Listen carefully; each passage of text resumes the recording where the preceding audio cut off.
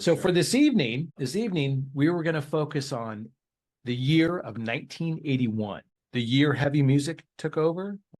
1981 wasn't just another year in rock history. It was a turning point, Stephen.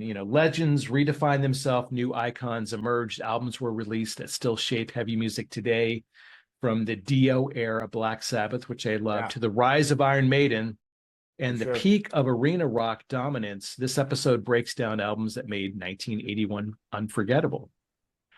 For that, what we're going to do is why it matters. Again, getting into the early 80s, there was definitely I think a purposeful pivot, right? From 70s and hard rock, where metal became more defined, more prominent. The production got better. There was an introduction to heavier music overall. And those definitely were a convergence. What we're going to do is kind of break down what we think, and shocker, there might be some overlap, but what we think were the kind of top releases of 1981. And then also we'll dig into some of the key facts around it. Also dig into kind of the album sales. That was prominent. That obviously predates streaming by decades. And so, the actual physical album sales, some of these, not even by chance, it's kind of, coincidental. There's three I'm looking at my wall. I'll do a picture of Stephen, but there's three that I'm going to talk about that I have displayed up on my wall. In that, and just real quick, a little interjection. Freshman in high school in 1981. So so old mother, father. I was not a freshman in high school in 1981. I would have been, well, let's see. No, I didn't graduate high school until 88. Okay. So I would have been in what, sixth grade? 3 years younger. Fifth grade? Fifth? Second. I could have been 11 years old in second grade. That is possible. Yeah.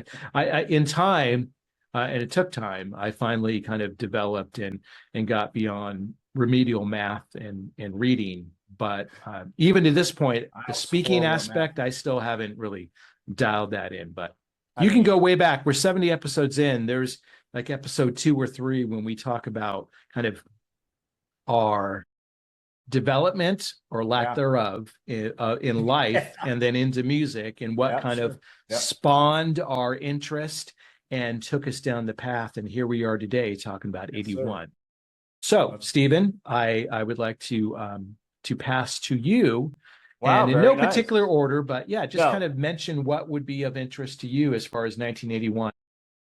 Is it our top 5? Is there a mixture? Feel free just to kind of just talk. These are albums that, as I reflect back,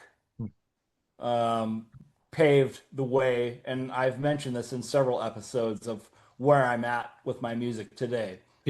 I'm 58 and I still crank metal in my truck. I'm sure people of the past decades still crank Sinatra in their truck or car or whatever. But these albums, and again, my brother, 4 years older than I, turned me on to progressive rock in the 70s. Not that I didn't have my own wherewithal with what I listened to, which Kiss, blah blah blah. But one of the bands that really stood out, that kind of drove me really to play drums, is Rush. And that album is Moving Pictures. Absolutely. Yeah. It was kind of like the poignant album that kind of really brought them into mainstream. They're shortly after they did an album. I know we were talking about not doing live albums, but there is a live album shortly thereafter called Exit Stage Left. And I'll always kind of go back to that. I'm going to bounce back and forth a little bit. Although Neil Peart is truly one of my all-time why I play drums. Geddy Lee was also why I picked up a bass guitar and learned how to play bass as well. And if anybody ever gets the chance to listen to a really yummy fucking bass tone, I guess we're past the 5-minute mark. I can say the F word. Apologies for those that don't care for that. We are good. Yeah.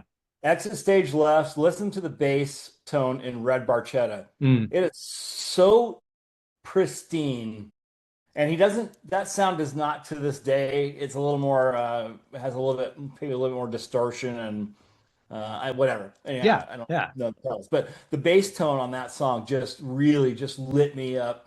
And that whole album, My Brother Turned Me On to, from beginning to end, is truly one of the pivotal albums that brought me to life in 1981 as of a rock and roll heavy metal drummer.